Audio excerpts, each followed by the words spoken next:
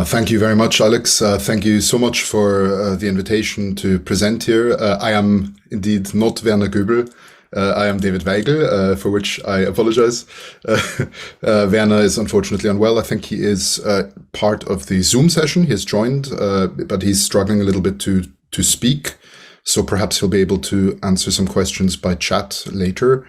These are his slides. However, I've worked together with him on this material for the past 5 years. So I hope I'll be able to speak authoritatively to the topic. Indeed, the final stretch of OMR. And what I must also say in that context is that we are not OMR researchers. We are users of OMR systems, of OMR workflows. We stand on the shoulders of giants, many of which are assembled in this room in Milan. Which we would also very dearly like to be in right now, but alas, it's remote. So we thank you for your work and look forward to interesting discussions on this sort of bridge between the OMR process and these finalization steps that we'll be talking about today. So output of OMR processes may contain errors. OMR processes, while fantastic, are not perfect. Chatrier mentioned average precisions up to 80% in this paper from 2020. And Klaus Reitinghaus and Alex have said any OMR system that aims at producing flawless digital scores requires manual verification, more often some form of manual correction. And that's probably true of most automated systems, certainly when it comes to the digital humanities, where the data sources that we deal with, so both the data and the sources behind it, are messy and complex, because humans are messy and complex. In addition to this, of course, the music notation itself often bends the rules. So just because there are correct ways of typesetting music or writing music doesn't mean that the composers or the arrangers hold to this, perhaps out of mistake or out of intention. These things are flexible and unpredictable. And then aside from this, every conversion step that one undertakes between encoding formats is liable to produce errors, either because the conversion process itself has problems in it, has mistakes in it, but also because there's inherently a friction whenever you are changing between different models, different abstractions of something as complex as music notation. It's inevitable.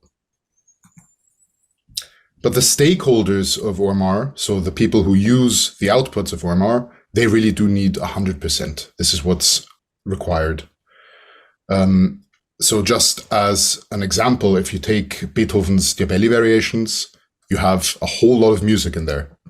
You have 22,760 notes, over 7,000 chords, over 1,000 rests, a whole bunch of accidentals, a lot of beams, loads of tuplets, a ton of slurs, half a ton of ties, amazing amounts of articulations, dynamics, directives, hairpins. There's really a lot of information contained within this complex information object that is the musical score. And taking an extremely utopic example, if an OMR process were to result in only 16 wrong notes and 7 missing slurs and 9 false dynamics, out of all of these 43,000 elements, that would result in an error rate of 0.074, which is tiny, which is really close to 0. But even so, it's still too high for serious scholarship or music interpretation. The musicians, the music scholars, the music enthusiasts that want to use these scores that are generated by the OMR, they do really need 100% success rates. And what's more, they need to be able to trust in this workflow. They need to be able to trust that the scores that come out will be accurate. And if that isn't the case, then that is liable to generate further mistakes upstream in the use of these scores, in the scholarly analyses that occur, that will then have erroneous results in the music performances that will trip up the performer and lead to wrong interpretations. And of course, this notion of trust is something that the traditional publishers really have as their own. So the Breitkopf and Hertels, the Schotts, the Henles of the world, they have a renown and international reputation that guarantees implicitly that the scores that you buy from them or rent from them will be carefully edited, professionally engraved, more or less free of errors. I mean, that is certainly the assumption, although see my previous note about humans being messy and complex. There's always room for errors to creep in, of course. And performance scores rented from these places are marked up for performance. They'll include things like fingerings, bowing marks, rehearsal marks. They'll have optimal layouts for performance with page breaks in the right places, and so on. So the question is, can an OMR system ever generate 100% accuracy and this notion of trust? And that's a question which we took into the Trompa project. Trompa Towards Richer Online Music Public Domain Archives was an EU Horizon 2020 funded project that ran from 2018 to 21. And aside from Werner and I at the University of Music and Performing Arts Vienna, it included 8 further academic institutions and SME partners and colleagues working therein. And the overarching goal of Trompa was the interconnection of music information housed in various public domain repositories across the web. So we wanted to connect all of these sort of multimodal information sources together, as well as enrich these resources so that new knowledge can be generated by the connection of this assembled massive information. And in doing this, score encodings were very central to our conception of the music content itself. Score encodings using the MEI, the Music Encoding Initiative, which will be familiar to many of you in the room, I'm sure. A huge strength of MEI encodings is their comprehensive semantic capture of music information in a whole large variety of different types of music notation documents. So common Western music notation, but also neumes and mensural notation and tablatures. And there's efforts to extending it in other directions as well. It's very powerful in this way. Another big strength of MEI is its addressability. It's an XML schema with a very well thought out hierarchy, which allows you to talk about very specifically targeted elements within a score from external sources. So this makes it an ideal partner for use in a linked data paradigm, which is my personal research interest. So these are reasons why the MEI was at the forefront of our work within Trompa. And we wanted to construct interactive applications for different types of stakeholders, musicologists, music performers, music enthusiasts, all centering on the notion of a digital score as an interaction paradigm.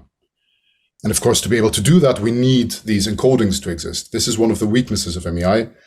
While it's more and more establishing itself as a de facto standard for digital musicology, it's still very much niche compared to formats such as Music XML. So the reason for that is the comprehensive support of Music XML by the big players like MuseScore and Sibelius and those kinds of softwares. And they are actually starting to support MEI as well, but this is a relatively new development. So while music encodings in MEI, of course, are available, that's a tiny proportion compared to the resources available as Music XML. So we need to find a way to create lots of MEI. And so this is where we first thought about crowdsourcing solutions, and I'll come back to those throughout this project. But we start here with a certain L. van Beethoven. So at MDW in Vienna, our particular aim in Trompa was to support music performers, and we focused on pianists. And with the year 2020 coming up, we thought we would generate a demonstration MEI repository for Beethoven's 250th anniversary in 2020. For this, we decided to encode all of Beethoven's non-sonata piano works to complement Craig Sapp's excellent Beethoven sonata corpus, which is encoded in the Kern format. So this features, our encodings feature 20 opus numbers. That's 220 printed pages from the Breitkopf and Härtel edition. We chose that complete edition very intentionally because it's old, and therefore there are no problems around copyright in using it. And so this is quite a significant amount of music, 9,491 measures, a whole bunch of notes. And this would take forever to manually encode as MEI from scratch. So in our workflow, in fact, I should say in Werner's workflow, because he did all of this encoding work, he used a semi-automated OMR workflow, starting with a PDF obtained from the Petrucci library, sent into a commercial off-the-shelf OMR system called PhotoScore. Some initial correction of the OMR output, and then an export as music XML. This was read into MuseScore. We actually found that MuseScore produces better music XML than it consumes. So if you just load the PhotoScore music XML into MuseScore and save it immediately back out as music XML, you obtain a better structure that results in fewer errors when converting on to MEI. But of course, MuseScore can also be used for further correcting. And then conversion to MEI using Verovio. Verovio, for those who might not know, is a very widespread software tool in the music encoding community, which is used to convert from XML MEI to these beautiful renderings as SVG images. And it also has many other powerful features, including the ability to convert from different formats like music XML and also Kern. And then after that conversion, every conversion step inevitably produces some sort of errors as well. So there had to be a step of manual post-correction. We used Oxygen for this, the Oxygen XML editor, which is able to validate MEI. But we also used something called MEI Tools Atom, which I'll get back to shortly. And for those who might be interested, these 220 Breitkopf and Härtel pages encoded as MEI are available here at github.com/Tromper Music Encodings. I'll show you that URL again at the end of the presentation. So OMR is error-prone and file conversion is also error-prone. Here is an example of a system in our source edition Breitkopf and Härtel. And here is the raw OMR output before any correction has taken place. So you can immediately see a whole bunch of different problems here. There's a hairpin going off into nowhere. There's a forte mark missing here. The fortissimo has wandered off up into the sky. This tie goes up into space. This slur ends too early, and so on. So it doesn't take long to find really quite egregious problems. Here we're missing a chord entirely, and so on. So what do we do with this? Well, Werner was frustrated fixing these things by hand. I think the thing he was most frustrated about was actually these slurs, because in MEI, a slur element is created by first entering the slur element itself, and then looking up the identifier of the first note, returning to the slur element, putting it in, looking up the identifier of the second note, and returning to the slur element and putting that in, and then finally you have your slur. That's a whole lot of steps to make one slur element, and he got fed up with this. So he decided to do something about this, and he implemented the mei-friend plugin for the Atom text editor. So mei-friend as an Atom plugin was based on the predecessor MEI Tools Atom that I mentioned earlier. MEI Tools Atom already combined the MEI XML above with a rendered version below using Verovio in the background. And so when you make changes in the XML above, the changes are reflected immediately below. So it's very convenient, much more convenient than having to constantly run your Oxygen generated XML through a command line Verovio and then inspecting it and coming back to it. But, Werner extended this tool set with a whole bunch of basic editing operations. So suddenly it was possible to just click 2 notes below using shift click to select multiple notes, and then press S, and suddenly you have your slur. You don't have to do any manual lookup, any manual editing to fix that. And that made it possible to encode and to fix encodings much more quickly on a large scale. And the other innovation that Werner included was the speed mode. So normally what happens is you take all of your MEI XML, you load all of it into Verovio, and then you render the current page or the current system or the current measure that's being displayed. And that's fine if you're working with a relatively small amount of nodes. But when you have a huge piece like the Diabelli variations, every single time through this process will take several seconds. Doesn't sound like that much, but if you imagine editing an MEI file and every keystroke results in a wait of 2-3 seconds, you can imagine that that's very frustrating and very laborious to work with. So Werner's innovation here was the speed mode, which reads the entire MEI into a DOM that's extremely fast, and then extracts only those parts of the DOM that are currently subject to display. So only the few measures, the few staffs that are currently being displayed in the application. It then adds a dummy predecessor and successor measure. These are never shown. They just exist to act as anchors for any spanning elements, any slurs, for example, that go into or out of the page. And so with this approach, Verovio is always handed a predictably small amount of MEI, even if you're working with a ginormous file. And so this reduces waiting times from several seconds to several milliseconds. And of course, it's much more efficient and much more fun to work with if you're not constantly waiting around. So that was wonderful. We had a very useful tool allowing us to do great things with music encoding. We were starting to get traction in the MEI community. We had about 500 downloads of this plugin, which is a lot considering how small the community is in comparison. And then this happened. So Microsoft bought out GitHub. GitHub is the thing that created Atom. Microsoft had their own editor. Microsoft wanted to kill the Atom editor. Sunsetting Atom. The Atom text editor will die. The day had come.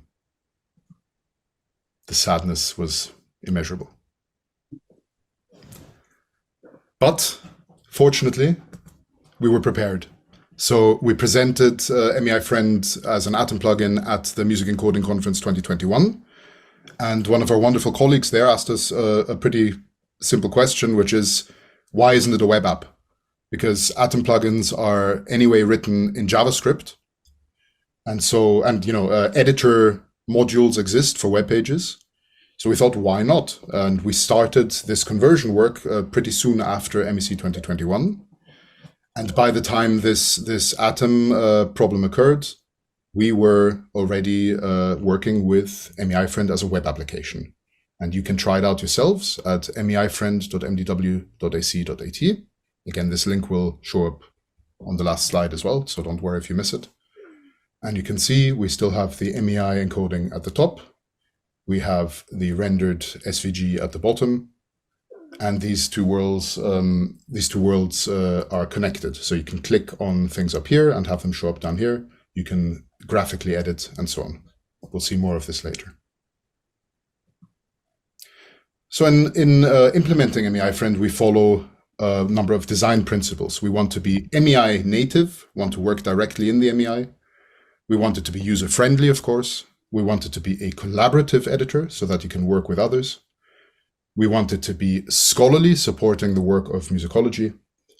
And as far as possible, we want to take a pedagogical approach so that people who are new to this relatively complex field have an easy entry, have less of a learning curve to face.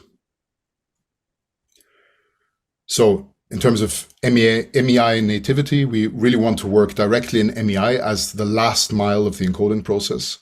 And the main point there is that we want to avoid this problem of fixing things, spending a whole lot of effort to improve the output of an OMR system, for example, and then introducing a whole bunch of new errors by converting to MEI.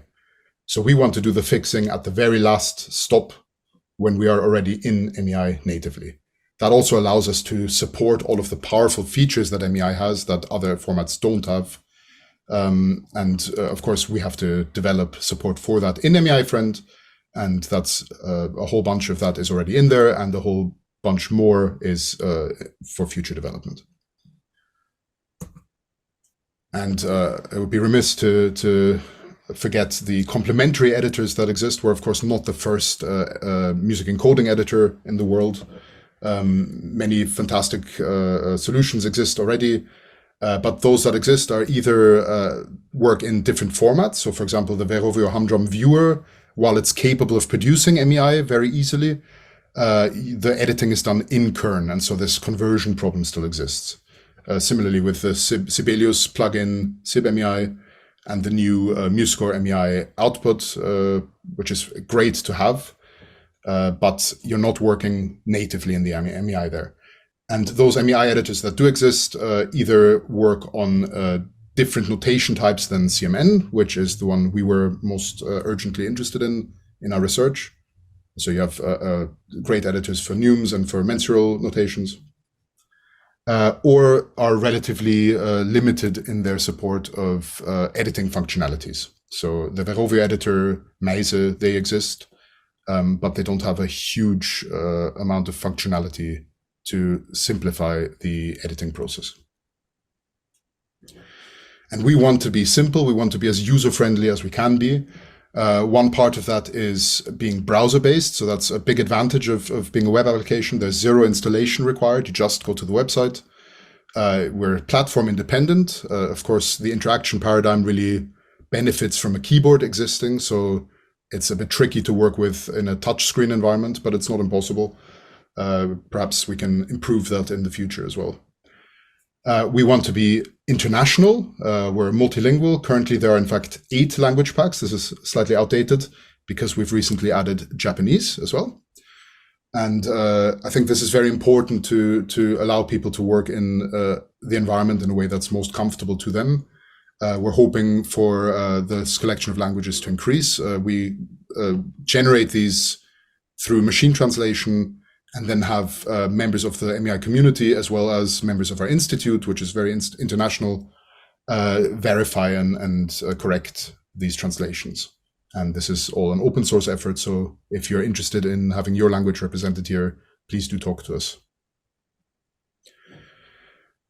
We have a graphical interface. We surface all of the functionalities through menus so that you can easily see what can be done with mei-friend. There are themes, and there's dark mode, so you can really make it look the way you want. Our little mascot, Oilise here, named by my son, is asleep during the day and awake in the night, like an owl should be. This is the most important part of mei-friend. We have a bunch of keyboard shortcuts to make working as efficient as possible once you're used to this functionality. So these shortcuts are surfaced inside the menus. And we support key maps for the most important editors, such as Vim and this other one. And we are very configurable, so you can really make it your own, choose how it looks like. There's an extensive settings menu. It has the option to filter settings as well. So if you look at the Verovio tab, you find hundreds of options, but you can very quickly find the ones you need by just typing in a word here. And all of these settings, as well as the layout, and most crucially, the encoding itself, persists. So if your browser crashes, if you accidentally refresh or close your tab, nothing is lost. It all lives on in your browser's local storage, and only there, unless you choose to use our GitHub integration, which I'll tell you about in a second. But we don't see any of that data. So that's very important from a GDPR perspective. The data is really between you and your local client. It doesn't get sent away. And we have extensive documentation. So there's this website, mei-friend.github.io, where you can find a whole bunch of information on how to use mei-friend and its many different features. Again, I'll have this URI at the end.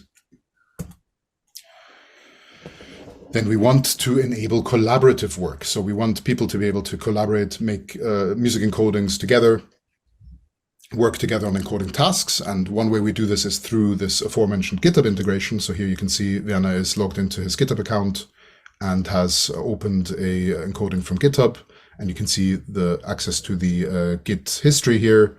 And you can make changes and then commit directly from inside mei-friend. You can also fork directly from mei-friend and do a whole bunch of other things, including GitHub Actions. So if you're unaware, GitHub Actions are little scripts that live on the GitHub cloud inside your repository and do things automatically for you, and you can configure these to your heart's content. And through the GitHub integration in mei-friend, you can actually launch these scripts directly through the mei-friend interface. So it will read the input configuration, the parameters that your script needs from the GitHub action itself, from the YAML file that you specify, and then open that up in the interface for configuration.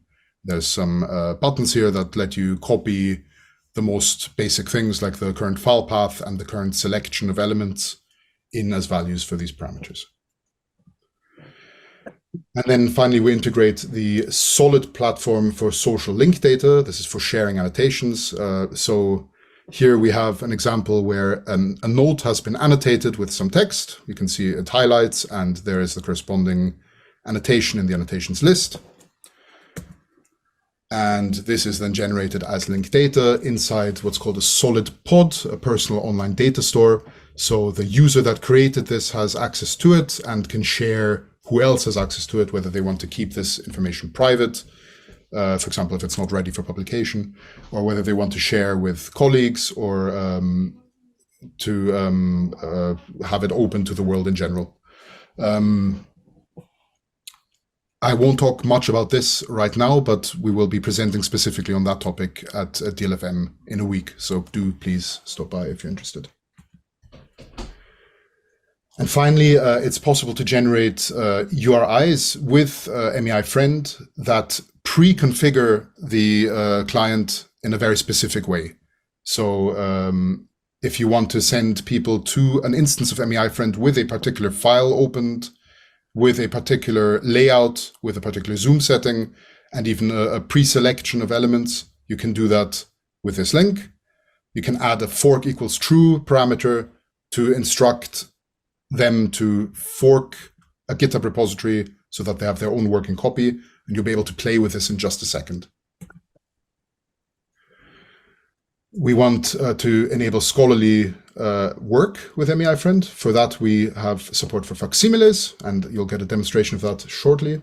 It's possible to create or ingest zone definitions and link them to elements in the music. We have support for annotations, as I mentioned previously, both inline as annotate elements, or also standoff as link data with support for the music annotation ontology. And we have some initial support for the MEI critical apparatus. This is one of the big features of the MEI that really raise it above other formats for musicological work. Currently, we only support the supplied feature, simply because this was requested by users at the Mozarteum. But there is an ongoing project by our colleague Anna Plaxin at Paderborn to develop a much more comprehensive support for markup directly from mei-friend. And then finally, we want to be pedagogical. We want to support users in learning MEI. We do that through schema-informed auto-completion and validation. So actually, we download the correct schema for the current encoding using the information supplied in the XML header at the top of the encoding, and then use that to suggest possible auto-completions and to validate the MEI. We directly integrate to the MEI guidelines, so you can select an element and then look it up in the guidelines through a simple button click. We have the documentation website that I've already mentioned, and we've also built pedagogical materials around this editor.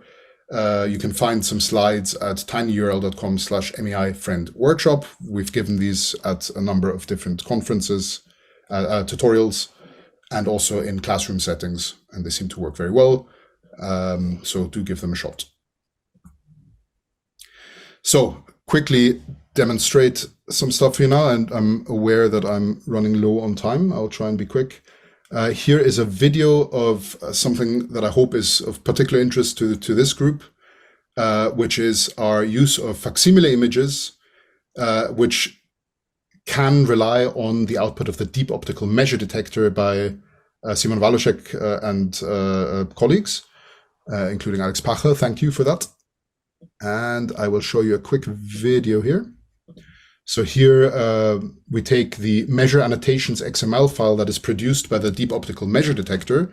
So this is an application that takes as input images of score pages and produces as output the zone information about each measure. So where on the image each measure falls. And this is a simple sparse MEI encoding. This is the output of this measure detector. You can see there are no notes encoded in here. There's no actual musical content here, but there are a whole bunch of zones defined, and there are a whole bunch of empty measure elements tied to those zones. And so we're able to display the output here on top of the facsimile within mei-friend. You can see these rectangles drawn across each of the detected measures. We can select the corresponding measures in the MEI and highlight in the facsimile. We can do the same vice versa. Click here and highlight the zone that corresponds to it. We can edit the zones by clicking and dragging on the rectangle. You'll see if you look over here in the MEI that the corresponding coordinates change as the zone is dragged around.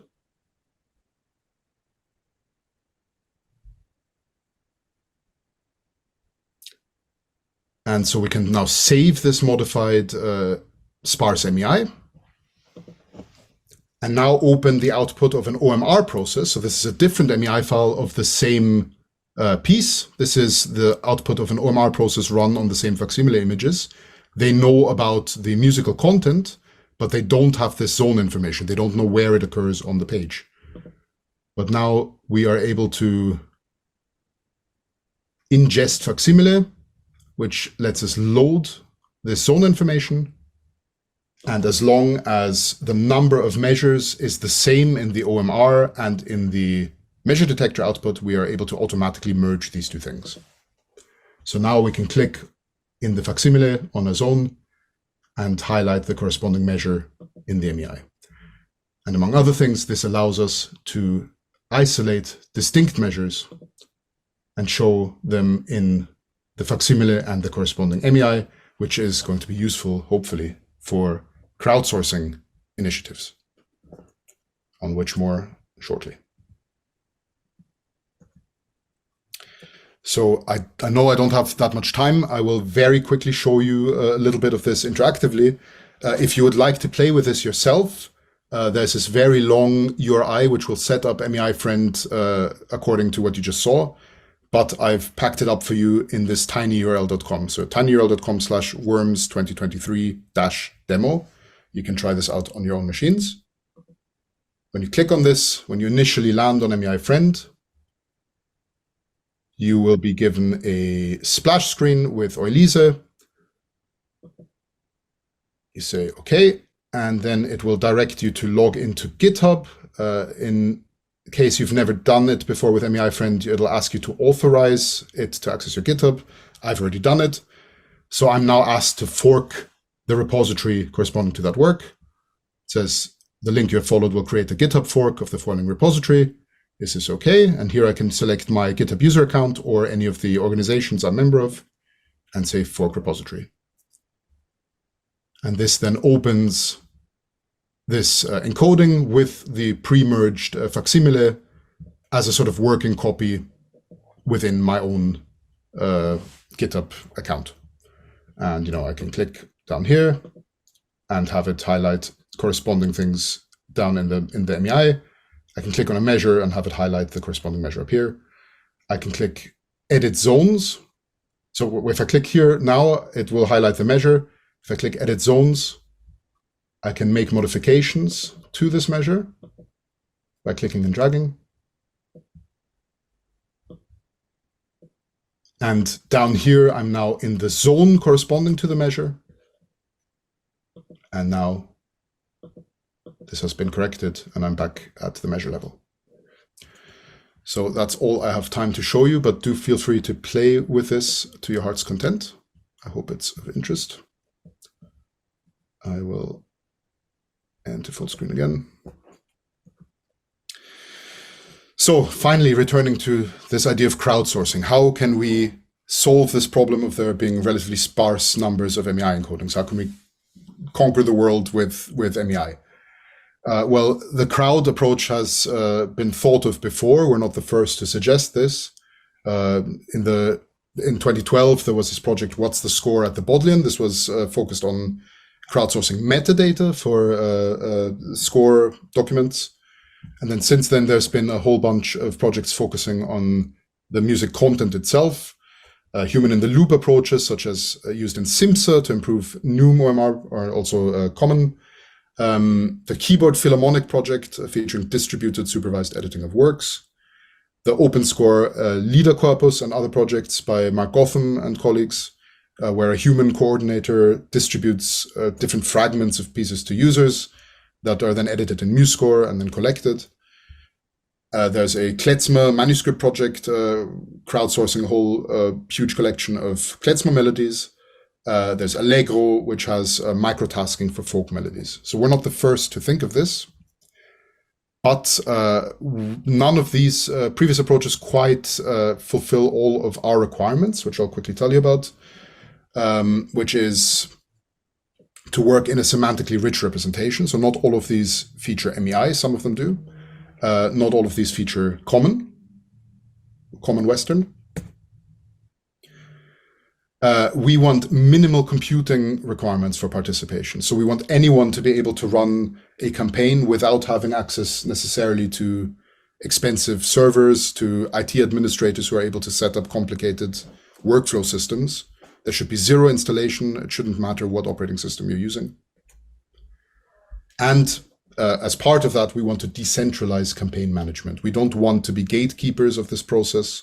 We want anyone who's interested to be able to start a campaign themselves to encode a particular edition of a piece without having to come to us for approval or for support. So the steps we're foreseeing here to scalably create publicly licensed score encodings is to recruit crowds of contributors, which may have varying levels of expertise, both in terms of technical expertise, for example, knowledge of MEI or not, but also in terms even of music notation expertise. They don't necessarily have to be able to read music in order to tell us if the notes are at the right places in a particular measure, say. We want to parcel out the encoding tasks according to the level of expertise. There's been a bunch of work for this in the Trompa project to model users and their knowledge. And we want the validation of the produced fragments to work just as another separate kind of task. So we're not only editing in the crowd, but also validating in the crowd. And you can see it says here future work, and that's very true. Our goal with this is to achieve large numbers of music encodings that are valid sufficiently, that are correct sufficiently, that a certain level of trust can be established. So this idea of a seal of quality, something that approximates this quality of the commercial score producers that we talked about before. Yeah, you can see it's future work. This is true. We have a proposal here that has been thought through very carefully over the years in Trompa, and since then, some prototypes have been built within Trompa, but we want to take it further with this sort of approach. And the way this is thought of is that you have something that leans quite heavily on GitHub Actions for automation on the cloud side, including for campaign management, which the predecessor projects usually put in the hands of a user that has to manage all of this administrative work. And then also on the side of mei-friend that can assist the encoding user to work with the system transparently without a lot of complicated knowledge. So how this would happen is we would create a template GitHub repository filled with the GitHub actions needed to make this work. When you want to set up a new crowd campaign, you would just fork this repository so you have your own copy. You would then set it up with an initial state of the music obtained through OMR and music XML conversion and merged with staff and measure detection, like we've talked about just now.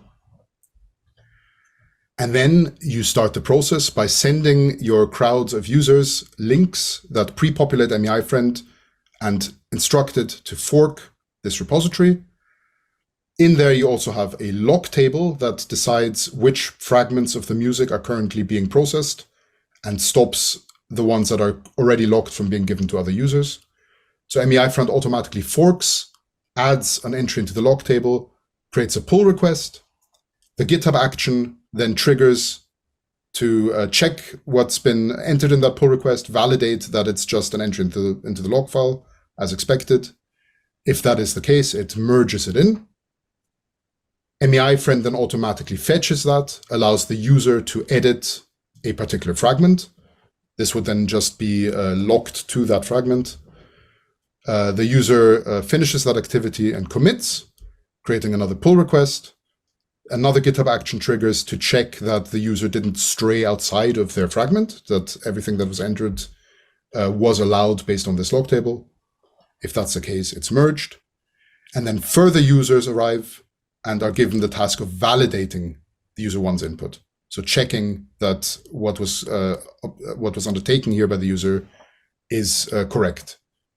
And if we have enough validating users saying that is so, then we say in our state matrix here that this particular fragment is done. If a user says that it's not correct, then it's thrown out and opened up again for future users to edit once more. So this is a proposal that I'm making to you. It's also a proposal that we currently have sitting with the Austrian Science Fund. We hope to hear about that in a few weeks. And this is something that we're very keen on pursuing. And with that picture of the future, I end. I thank you for your attention. And I give you a whole bunch of links that I promised you throughout the presentation. Thank you very much.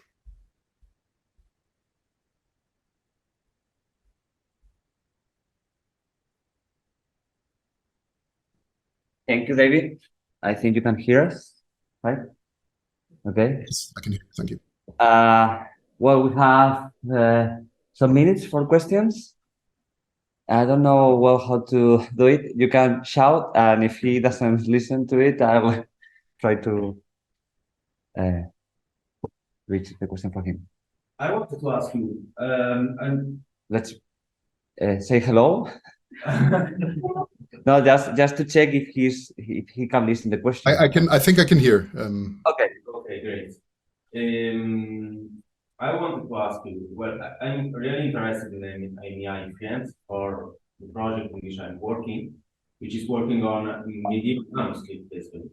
And so I was wondering if you have considered the option of adding old notations or custom notations, even better, like custom fonts, custom symbols. I'm sorry. I'm not sure I completely heard it. I think your question was whether we have considered adding in support for custom symbols in the mei-friend. Yeah, well, custom notations in general. Yeah, Right. Alternative notation of music. Right. So I need to clarify. I think that mei-friend is an editor for MEI, but the rendering that we use in mei-friend is entirely the Verovio software underneath. So there's this wonderful tool called Verovio. You can find it at verovio.org. I should have supplied that link here as well. That takes the MEI XML and turns it into this visual representation.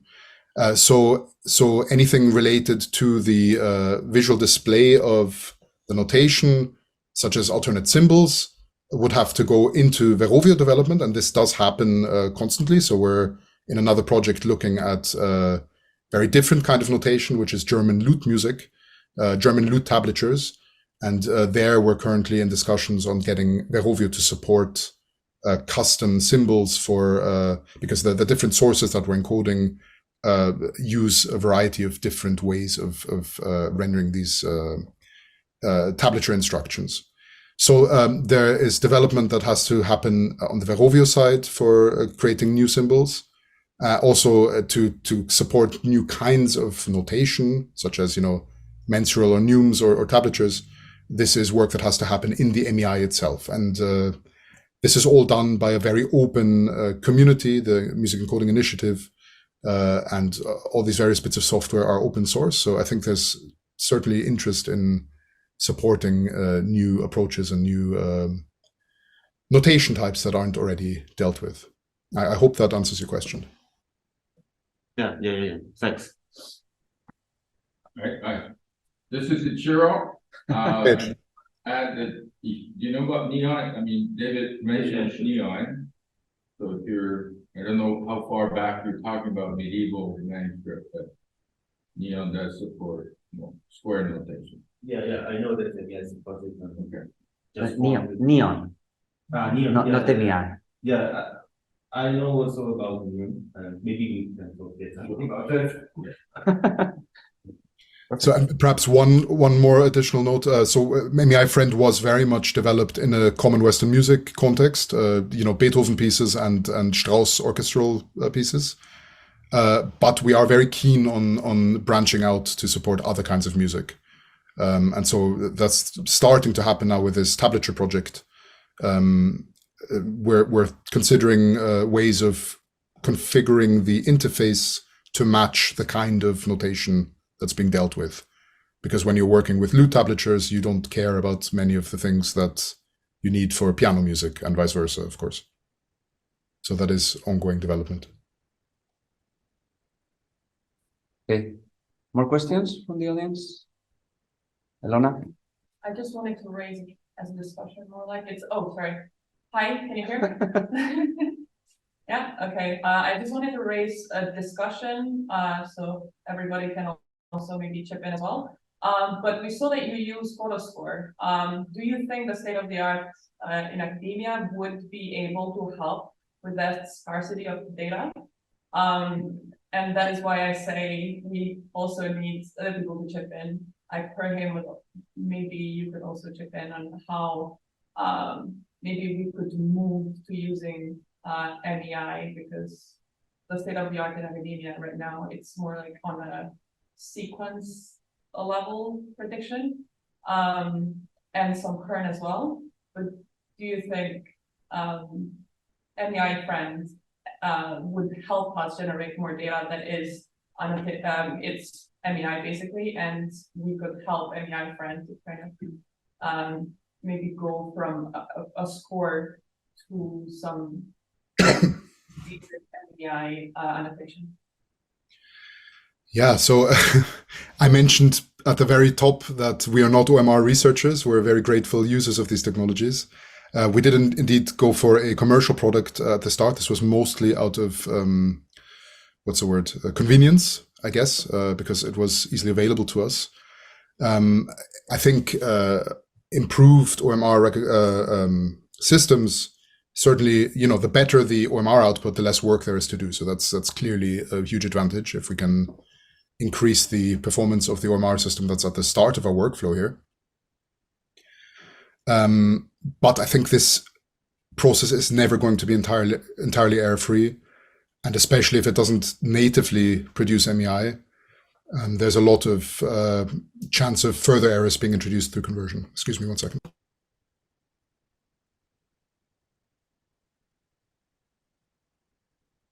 So I think there's always going to be this need for this final cleaning up step. So we would definitely benefit from improved performance on the OMR side. be very interesting to us if we could help improve the OMR performance by supplying the kinds of corrections that are applied later on in the workflow. If there would be some way of feeding that information back into the OMR in order to train it and improve it. But I'm sure Alex has something much more educated to say on this. So I defer to him. Please. Yeah, Alexander raised a hand. Yeah, I mean, I've received a question here from Nicholas Cornea. I will just redirect that question and read it out loud. So the question is about the MEI genetic states for scholarly editions and whether that functionality is already supported by the mei-friend. So at the moment, the only functionality in that vague direction that we support is the supplied element. So if an editor in your source has supplied some additional symbols that were not in the urtext, you can say that using the supplied element with the mei-friend interface. That's very shallow, of course. That's a very limited use of the quite immense power that the MEI format has.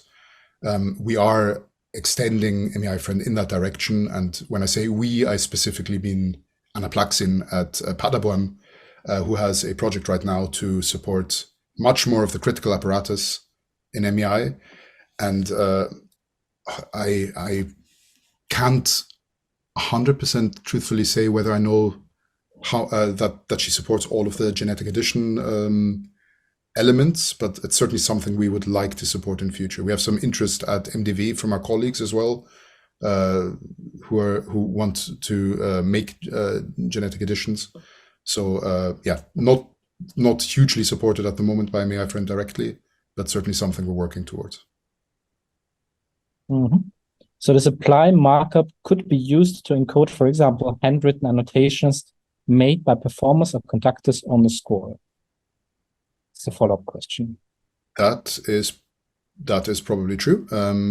I recommend a look at the MEI guidelines for much more information. Okay.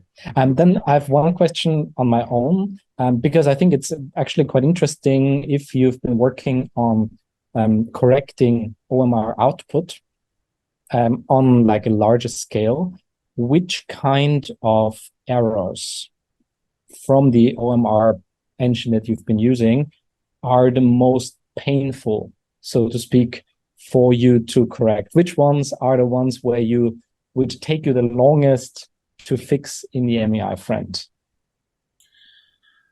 So I think it's the opposite way around. I think the features that exist in mei-friend specifically address the most painful problems. Okay. That's why they exist. That's the things that bothered Werner the most when he had to do this Beethoven encodings. Are the things that were immediately supported. And like I said, the illustrative example that he goes to is this problem of the slur. Yeah. There's many different ways of encoding a slur. Well, several encoding a slur. In MEI, you can use timestamps, but more often we use identifiers. The reason for that is to do with our use of MEI encodings in a linked data context. So if you're using identifiers, then it means that you can address those elements from outside the MEI, which is quite useful to us. But in order to build a slur, you have to know the identifiers of the first and the last note. And if you don't have something that gives you that sort of synoptic view of the rendering and the MEI itself, that's a whole lot of scrolling back and forward, a load of copy pasting, a lot of possibilities for errors, and slurs are something that the OMR systems we used at least often get wrong. So it's really a big amount of work. Werner could give you a much better answer to this question because he does the actual heavy lifting when it comes to working with the encodings.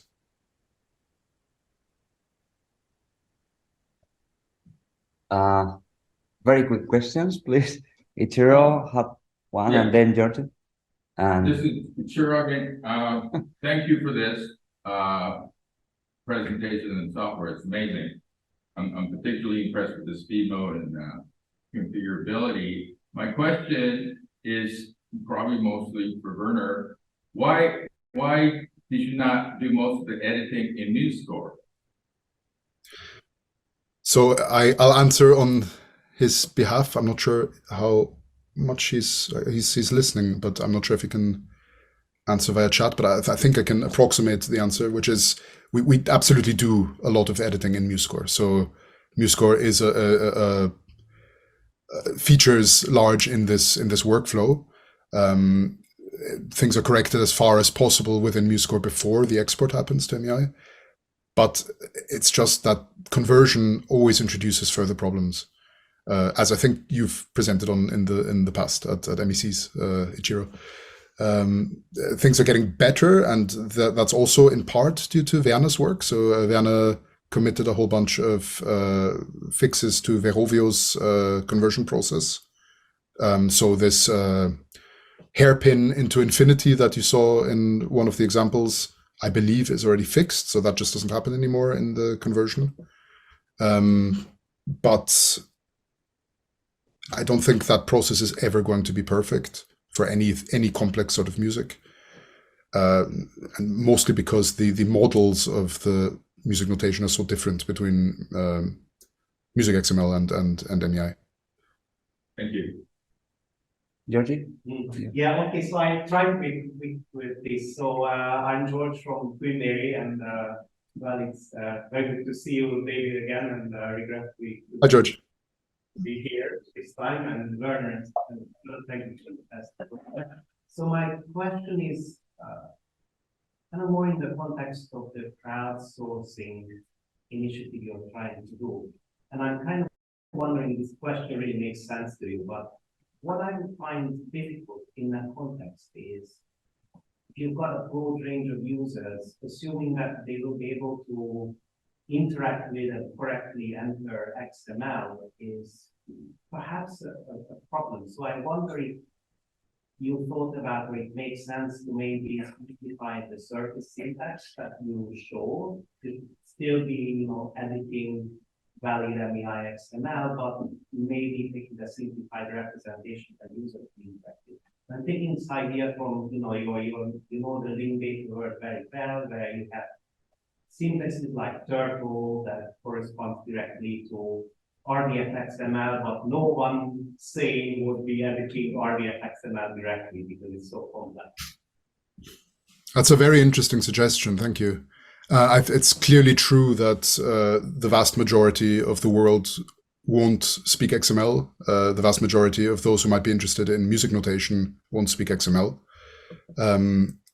So our assumption is not that all the users in this crowd would be able to encode directly in MEI. However, we would clearly need somebody working with the MEI. The way we've conceived this at the moment is that those without that technical expertise can still help in validation tasks where really no encoding has to take place, at least for some of the kinds of validation tasks we'd be working with. So checking that the notes are in the right place, checking that the different elements are there.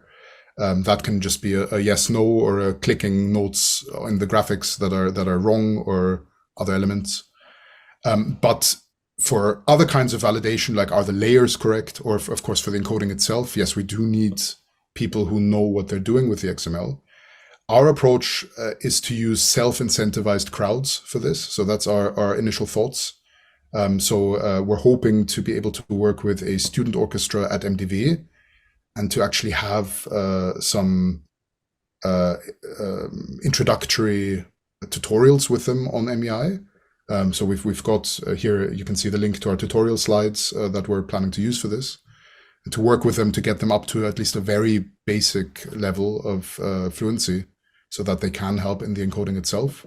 But I think your proposal is a very interesting one, that we actually create a minimized or abstracted version of the MEI. I guess it would have to be very much based on a specific encoding context, maybe just piano music or just orchestral music or whatever it is. There is some work inside the Music Encoding Initiative in that direction through MEI Basic. So this was recently released as part of the MEI 5 schema. So MEI Basic is a reduced version of the full MEI schema. But of course, you still need to have well-formed XML. You still need all of that understanding. And as a big fan of Turtle for link data, I can totally see what you're proposing here. I have to admit it hadn't occurred to me. It's something that would be of interest to MEI as a whole, I think, not just to mei-friend.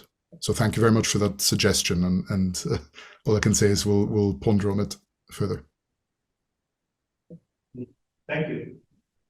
Well, I'm afraid we have to finish the keynote. David, thank you very much again. Please, let's thank the keynote speaker again.